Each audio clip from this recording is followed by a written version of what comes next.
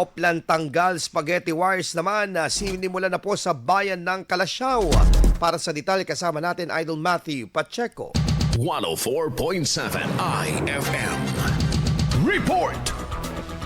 Sinimulan na ang Oplan Tanggal Spaghetti Wars sa Central Business District ng bayan ng Calasiao bilang tugon sa lumalalang problema ng buhol-buhol at nakalaylay ng mga kable ng kuryente at telecommunication. Layunin naman ng aktibidad na alisin ng visual pollution at mapabuti ang kaligtasan ng publiko. Ayon sa lokal na pamahalaan, ang mga nakalawit na kable ay hindi lamang sagabal sa tanawin kundi posibleng magdulot ng aksidente at panganib sa mga residente at dumadaan. Patuloy naman ang mga clearing operations sa mga pangunahing lansangan ng bayan bilang bahagi ng kampanya para sa isang mas maayos at ligtas na komunidad. Kasama mo mula rito sa IFM Dagupan, ito si Idol Matthew Pacheco. Tatak IFM! IFM News. IFM News. IFM News.